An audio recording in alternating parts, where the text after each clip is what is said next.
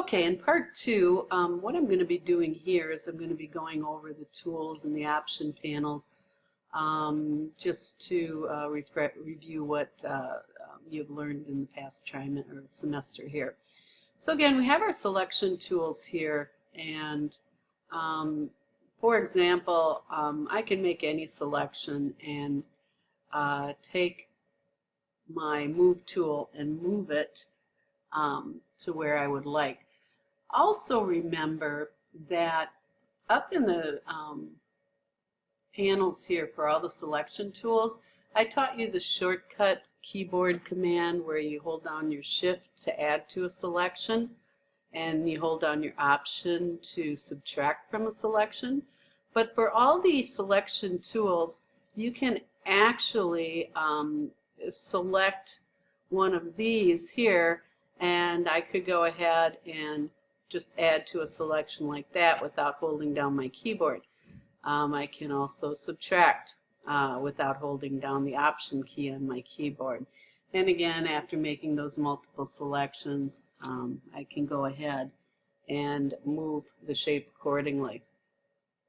But again, you can also feather a selection here.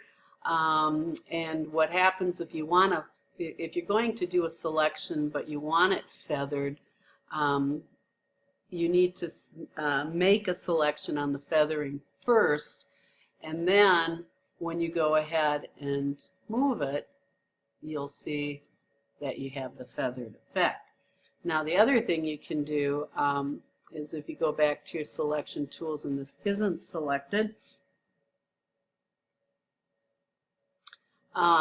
we can make our selection. Go ahead and erase that there. Make my selection, and I can go in. So for example, if I wanted to select just this lion, I could go to the quick mass selection tool and do a overall selection of the tiger here. And you can see how it's the colors in the background are such that it's very similar to the tiger here, and it wants to select all. So in this case, I would definitely go and use the magnetic lasso to do the selection of the tiger. So we'll just do a quick selection. It's not going to be perfect, but I just want you to get an idea of what you can do with the Refine Edge tool. Oops. And again, I can do the same thing. I can add or take away, and go ahead and get rid of that selection. And of course, in this situation, I would just probably go and use my lasso tool. I could always add to a selection and get that, and so on and so forth. So now I have it selected. I can go to the Refine Edge tool. And if you remember, you have some different things here that you can use. And one of the nice tools here is the Refine Radius tool. And what this does is you can actually get in there, and you can see how I got some of the hair coming back on the edges of the tiger, which can make it look a little bit more realistic.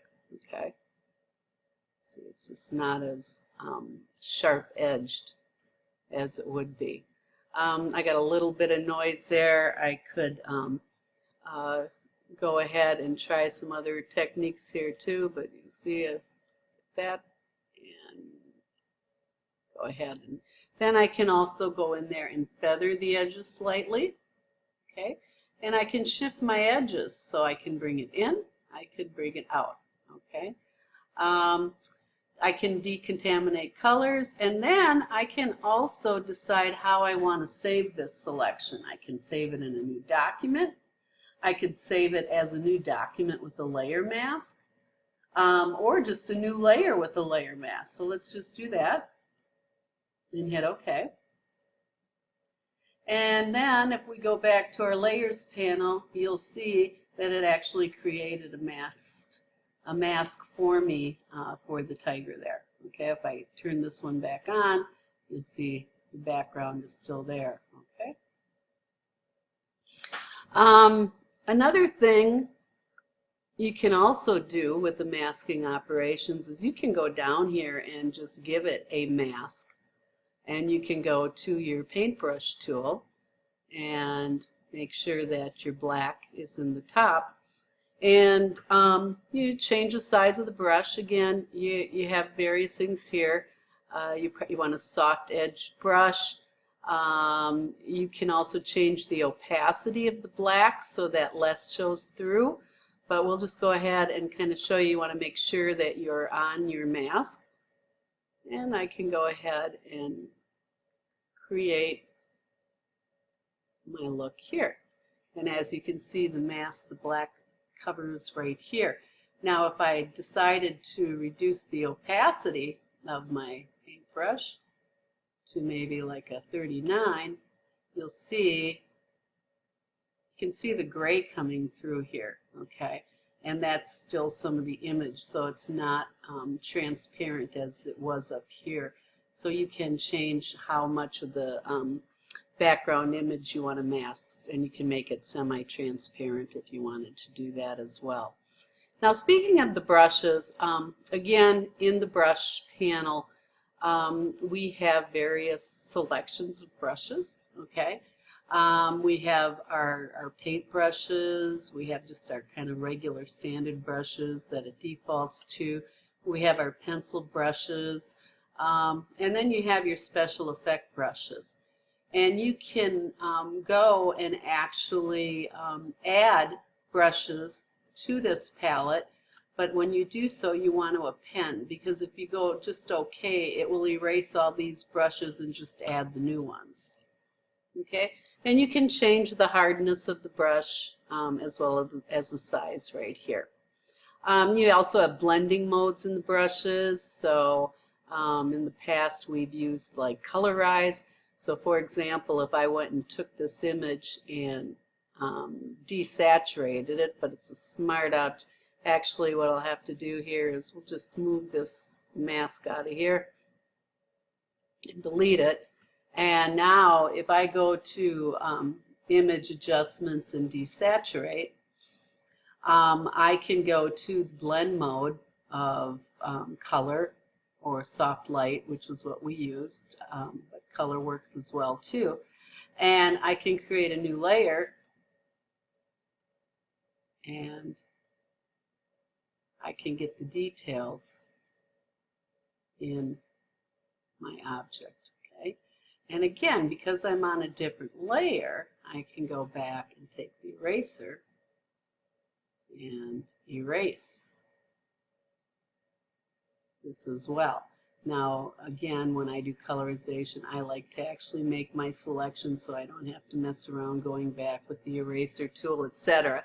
But you can see how this is painted in a soft light mode for the lion here. So okay, let's get back in the history. We'll go back to the tiger here. So again, I have my marquee tools. A single row or a single column marquee tool basically just selects single pixels, okay? And so sometimes when you get into things, and I'm just zooming in here so you can see how just the single pixels are selected. And there are situations where you just want the single pixels selected, and that's where this tool would come in handy.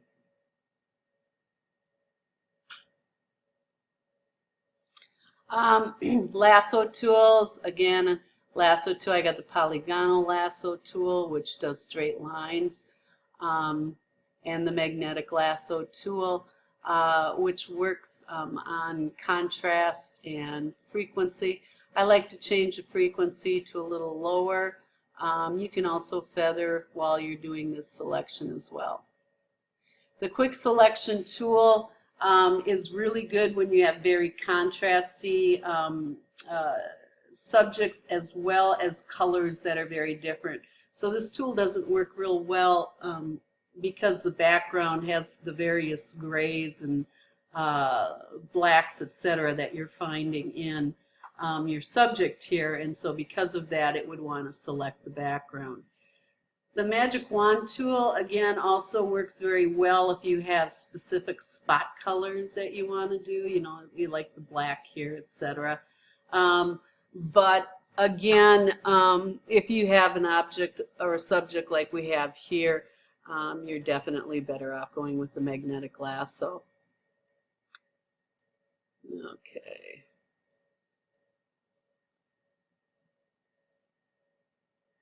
And you have your crop tool, which allows you to, you know, move things in. Got it set at the rules of third here, and you can move it around and just double click. And I don't know if you recall, but we changed this in the preferences to have a different background there. And you can crop it or not crop it. Okay, then we have our various healing brush tools. And again, the spot healing brush tool basically decides how to fix something for you, whereas the healing brush tool right below it, you need to hold down your option key in order to tell it what you want it to look at before you go to fix it. Okay. You have your patch tool. If there was some type of blemish that you wanted to fix, you could pick it and bring it up, and then it looks at the colors in the local area and the texture, and it tries to come to a balance in between what you're working with. And with the patch tool, you can also do a content aware, and I can actually move that, so I actually came out here to bring that over to the eye area. The content aware move tool, again, I can extend it and actually add an extra one, okay? Or I can go and move it, and when I double click it, it actually moves the eye and then tries to fill in this area to make it look like that eye wasn't there.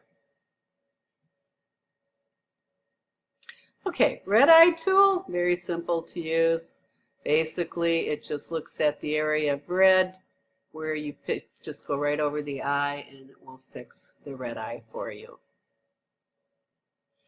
Brush tools. Okay, let's see what time we have here. We're okay. We can definitely go into the brush tool. And again, when you're in the brush tool, you have blending modes as well, and you can change the size of the brushes here. I can change the opacity of how I paint it. So if I have, say, the red here and want to paint with the red, make sure I got the layer here. Okay, it looks like I got something selected there. Okay, I got my opacity at 1%, so that didn't do anything. Okay, basically I'm still in color mode here. Okay, like I said, with the blend modes, you can do that up there. If I go to normal, again, it's going to give me the opacity that I have selected here. And again, depending on what blending mode you select, you can do all sorts of various styles here. And you can do this in the layer palette as well. Okay, so the last brush we'll talk about here is the mixer brush tool, and just to remember that when you do a dry brush, it basically just paints on top, whereas if you use a wet brush, it's going to mix in with the paint underneath the canvas. You can change, of course, the types of brushes you use. You can clean the brush and load it with new paint. And you have various settings here with flow, mix, and load. And so anyways, we're about 20 seconds away from this, the timer stopping here. So I'm going to stop short here and we will continue on with part 3.